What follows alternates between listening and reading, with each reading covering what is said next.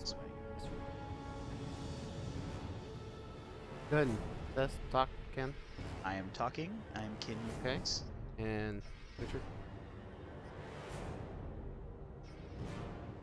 You are an original. Okay, guys, we're gonna get started here. We're gonna stream. I gotta adjust some settings so we don't drop any frames.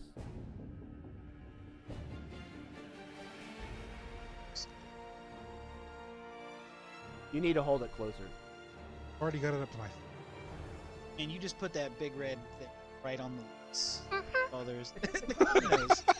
Yeah, that's exactly what you need to do. That was like adorable. right on your nose. Oh, this is so flattering. That's delicious. Now it's gonna be hilarious in the camera. Actually, I can probably adjust your mic. I'm just worried about who the last person was that had the mic this close to their face. Who are we making out with here? Yeah, who am I doing the second dog on? That's what I want to know. Well, it's okay. All right, ladies and gentlemen, we will get started here. We have Ken Eubanks and Richard Berry.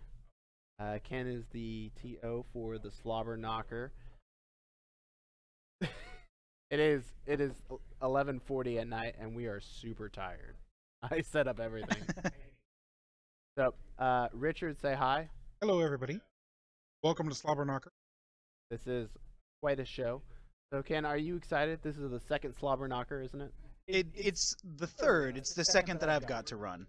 Oh, okay. I guess I didn't go to the first one. Yeah, the first year it was just Fantasy 8. Okay. And then that obviously got demolished, so we went in a different direction. That's right. It went to Age. Did it go to Age of Sigmar? I guess it did go to Age of Sigmar. So that was the last fantasy tournament for Sigmar, correct? Or, That's correct. Or was it like the last stronghold for going to Sigmar? We had our 8th edition Slobberknocker. We had like 40 guys show up, and then it took a year off after the world got destroyed. And I brought Sigmar into when I took over Slobberknocker from Steve McElroy. All right, and I remember you had some guys from all over the country travel to this Sigmar tournament. Is that correct? Yeah, I've got dudes from New York, from San Diego, from Maine. A guy flew in from Canada. I guess it's hard to find a place to play Sigmar. So, dang. Very interesting. Cool. Well, Richard is the head judge. Richard, say hi. So, judging for. You need to have your mic closer. I'm only judging for 40K. I'm not camera shy. I was instructed to hold the mic directly in front of my nose. I understand that all the newscasters are doing this now. It's the latest trend. It is actually the latest trend. Hold on, let me adjust your... It's quite popular in football as well, so that the opposing coach doesn't know what you're talking about. Okay, you can lower the mic. These are basically sound tests anyway. Okay. All right, I think I fixed it. That's good. Okay. Richard, you've ran or judged at many events. I just want to ask you, what is your... this is your second time here, correct? My second Slobberknocker, yep. Okay, cool. How fairly are you going to judge the players? Completely biased, totally biased. And to help the bias go in your direction, there is a lovely table full of prize support.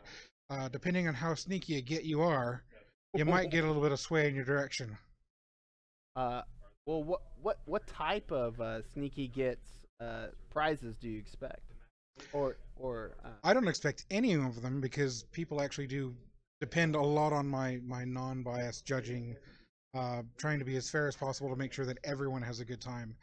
My spiel used to be that I don't care who wins because I'm not invested in any of the players, but this is my second Slobberknocker. I've run judge for every Iron Halo, for almost every March Madness, and then smaller tournaments throughout the year in Arkansas. So I'm actually biased that my players have a good time. That's what I go for, and I've actually learned a lot of the players, a lot of the local groups across these two states, and I just want to make sure that I run a great event, judging-wise, so that everyone walks away happy, satisfied, having a great turnout, having a great game with several different opponents over a weekend. That's my goal now. That's a very lofty goal. I know, it really sucks when somebody, slides you a 20 under the table, and that bias kicks back in. That dadgum Jason Horn. Oh my god, he's the worst. Richard's goal kind of coincides with mine, which is I don't want to handle a single 40K rules argument. So I provide the place to play. Rich handles all the crap. It works out. I don't write the rules. I just enforce them. That's exactly right. Actually, I kind of do the same thing with Richard. As running the Iron Halo, I give Richard all the tough stuff. So I'm like, if a player comes up to me and said, "Hey, your judge didn't really rule in favor of this," and stuff like this, like, I'm sorry.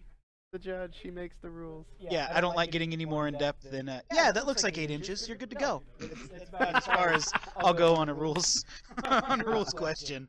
That's hilarious. That's cool. Well, Ken, what do we expect for what's the turnout you're expecting for this weekend? Right now we've got 32 on the list, but I know there's a few people that are showing up. I got lists text message to me as late as today, so we might hit 40, probably not. We'll be somewhere in the mid-30s for 40K, and I think 22 for Sigmar. That's pretty impressive. Richard, are you scared by those numbers? No, not at all. Slobberknocker is still growing as an event. The larger events that I've handled were Iron Halo and March Madness. Which one was larger by chance? Larger? Yes. Technically, I believe Iron Halo was. Oh, okay. That's awesome. When the final somebody who numbers was came out. involved with Iron Halo, we give him a pat on the back. I know. And Only Jason, am I incorrect in my numbers? You're reaching for a goal of 120 this year? That's correct. It's insane, but that's how I roll. All in the same place? 2 buildings now. Okay, good. 2 buildings with new AC units. And no arcades. No arcade games. No, they're gonna move them all out. We're moving them all. Move 'em all out. Fire sale. Yeah, like pole position was great, or skee ball in the middle of a 40 tournament. We could have used the table space. Agreed. Hey. I found it a little interesting to make my way across the room and randomly find various joysticks or pistols attached to arcade cabinets shoved in my side or pocket or whatever as I'm making my way around the tables. I'm glad that's going to be rectified this year. Pun intended? Occasionally, depending. Yeah, depending. Cool. Well, Richard, you can't see this, but I wanted to show this off to Ken. If you look right there, this is actually designed for Mission 5. This is a little warpog that I can move around, and it makes fun of the players. Because honestly, Ken, I freaking hated that mission last year.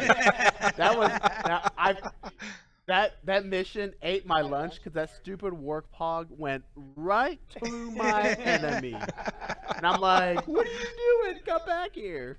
Yeah, we changed it around a little bit this year. It's more incentive to hold it as an objective than it is to kill it, but you gotta take out the piggy. You take out the piggy. And if you see on the screen right now, here's all the warpog mission right here. I gotta change something. I have to admit, one of the highlights of last year with the warpog mission was seeing Mike Key's Imperial Knight with the warphogs riding piggyback, if you will, on the knight. It was awesome. It was just a moment of awesome. That's pretty cool. So, warpog, the mission for the warphogs mission is what you guys have been known for. But what are your other missions that you're going to be running through today, tomorrow, Ken? Warphogs is our only custom mission. The rest of them, we really tried to stick pretty close to the book. I mean, we've got the basic retrieval mission, the scouring, the kill your other opponent's stuff mission. All we did was we just added a little bit of bonus point play to reward players who play the scenario really well. Okay. So, Ken, if you look at your screen right now, we have Mission 1, the retrieval. Obviously, deployment is fixed objectives. Primary scoring is Maelstrom. And looks like the bonus points, you have Survivor, Invader, and Greedy. So, with the bonus points, after you've done tallying up the primary Maelstrom point, the secondary scoring points, so those go at the end, correct? Right. The bonus points just add to your 5, 10, 15 win, lose, or draw. We didn't want to get into the big 20-point spreads that ITC has because it's kind of weird on something like the Relic where they're trying to find a way to spread 20-0 on it. So we just went with 5, 10, 15, and then the bonus points ride onto your score at the end for playing the scenario well. Okay, so if you get 5 points, that's a minor victory, correct? Well, 5 points is your loss, 10 points for a draw, 15 points for the win, and then you add whatever bonus points. Each scenario has got 3 different bonus points. Pretty easy to get. and then there's a big one if, you know, for example, in this one, you hold all 4 objective markers at the end of the game, you get a big 3. Yeah, but you get 3 victory points if you hold all 4 objective markers. That'd be great. So if you get full victory points, and then you get the greedy, invader, and survivor, you could actually have a total of 20 points for that round. Is that correct? That's correct. Wow, that's a lot. Well, that's only 1 point different from what the ITC missions do, but I think this is going to be very interesting. You know, I know that you guys like to stick as close as possible to the book. Is that correct?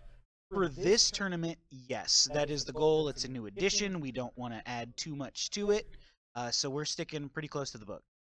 Wait. Okay, so guys, we're gonna close up shop. It's almost midnight, and I am extremely tired. Is there anything you want to say to the players? I'm gonna share this link to you, Ken, so you can share it out to the Slobberknocker. Is there anything you want to share for the players for Age of Sigmar or for 40K? The big thing is thanks for coming out. We've got Sigmar players from all over the country, 40K players from all over. And we're still just a mid-sized GT. We are, oh yeah, we're still just a mid-sized GT. So it's really encouraging to see it grow and to have all this support from the players. So hopefully we can give back and you guys a good weekend. Awesome, Richard. Game on. We'll see you tomorrow. Awesome. All right, cool. What time do players need to be here to register? I will be in here as early as 7:30 in the morning. Dice don't roll till 8:30.